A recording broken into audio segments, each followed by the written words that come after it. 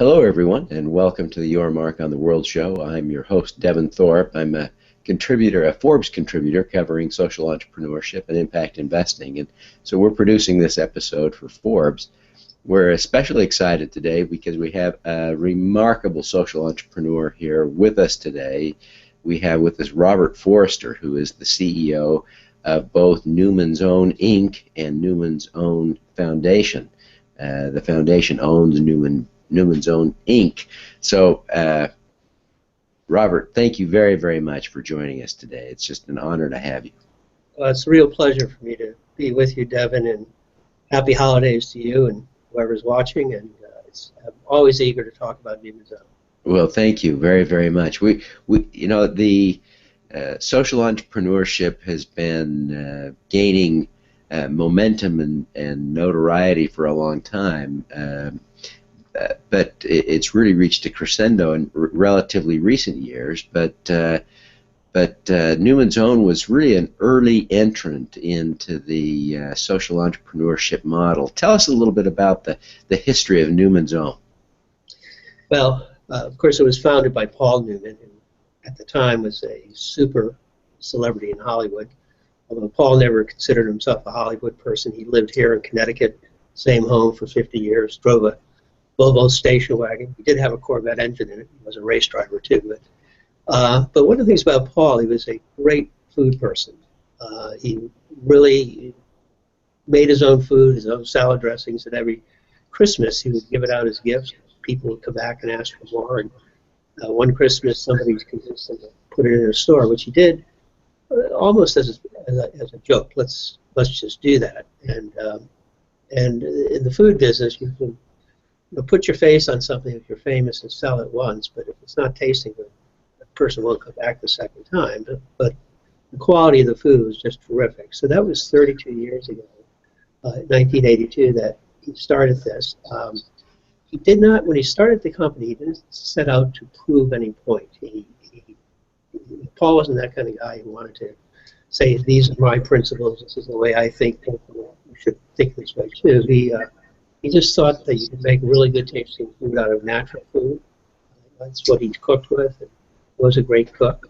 And he was just always a philanthropic person. So there was no plan. In fact, Paul was asked, when he was on television being interviewed, when the company got started, and he was asked, well, what do you know about starting a food company? And the answer was, well, you need to know 3 things to be successful. And unfortunately, I don't know any of them. That was the other part of him, but he had 2 principles. One was that quality would trump profits, and not just the quality of the ingredients, but really the quality of the feel of the company, how we would think about ourselves and others. And the other was, if we ever had any profits, give it all away. And, those 2 themes have stayed with us from the beginning. But if anybody said to Paul, well, you helped start a movement here, he said, well, no, I just happened to do something.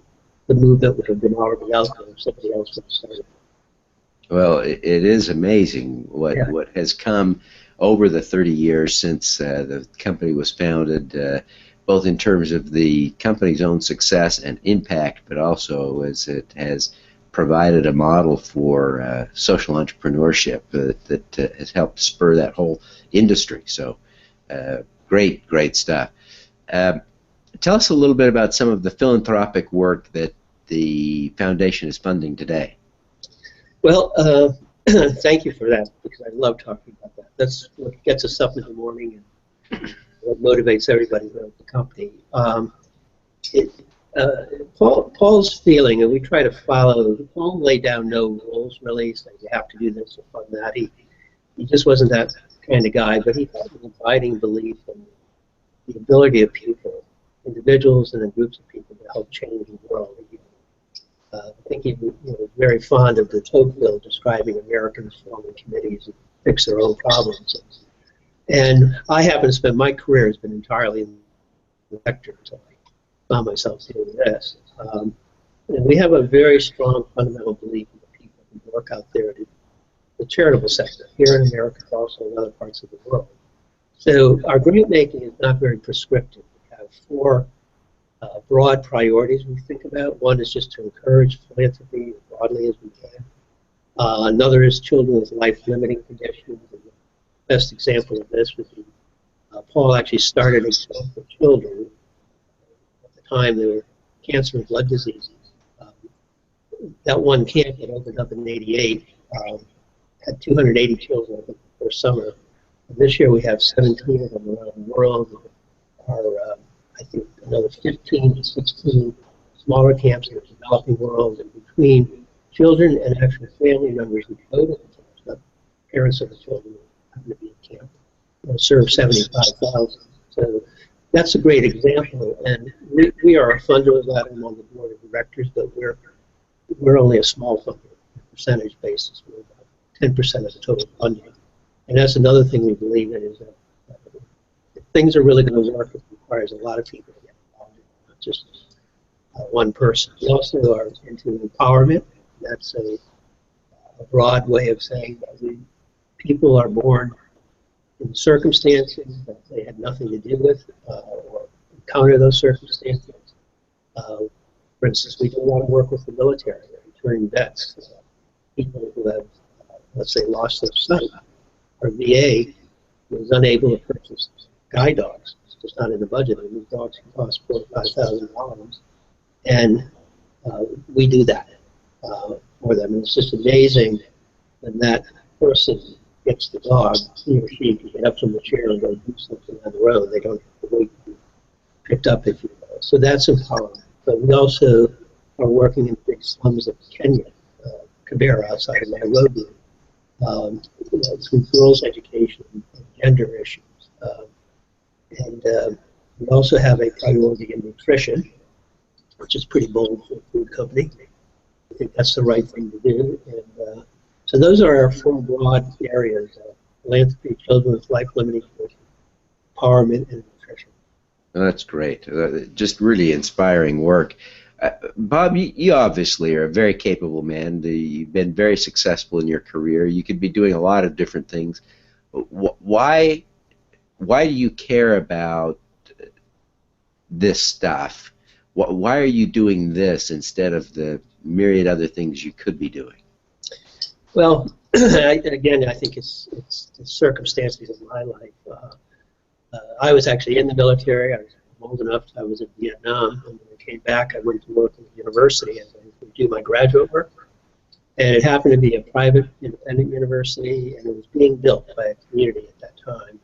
And I immediately became engaged with that whole character of American society, of people doing it for themselves, and these were great benefactors who had nothing to gain from it. So my career started off when I just had the privilege of working throughout the world. I had my own consulting company, and it was just such a remarkable experience. So it's sort of like, for an opera singer to finally make it to the stage of the Met, a baseball player to make it, I don't know what the affiliation is. We're right on the fault line between Boston and New York, so either the Red Sox or the Yankees, that's to make it into one another. So, and the other thing was that Paul was just such a close friend of mine.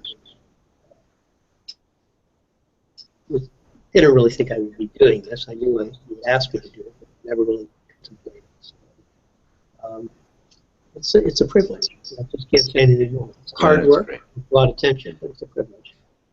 I want to just tap into your expertise for a minute, if we can, Bob. You've done so much. You've accomplished so much. The audience of people who's watching, they come from all walks of life, but they have one thing in common. They all want to increase their impact for good. I wonder if you would just give us one good tip that people could follow in order to increase their impact based on your life and experience. Wow, that's such a good question. I guess it's hard for me to ever answer a question with a single answer, but I would say that you need to keep your compass pointed on the true north of wanting to do good. And that, once you veer off of that, you complicate your agenda, and other things might throw you off on that. And if you're doing that, then even failures, and you will have failures at any place in your life, you can absorb those. That would be the one thing I think that over my career has helped me. And then the other thing, because here's where I can't give you a simple answer, is that I don't think you can do it by yourself. It really, the fun of it is collaboration, the leverage of it is in collaboration, and there's just so many wonderful people out there to collaborate with. Yeah. Well, it is great counsel to think about those two principles of following a true north, focus on impact, and also to seek collaboration. Don't do it alone. It's great advice. Before we go, Bob, I wonder if you would be willing to tell people how they can learn more about Newman's Own and about the philanthropic work you're doing. Well, I invite everybody to come visit our website, which is newmansonfoundation.org. We have a Twitter account. I am clueless. I'm too old for those things. And you can find all of those connections on our website, which will also link you to the food company.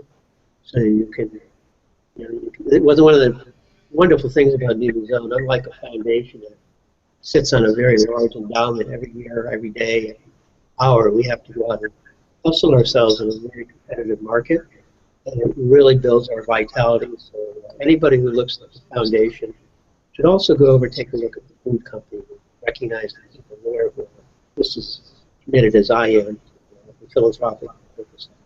Oh, that's great. Newmans Own Foundation.org.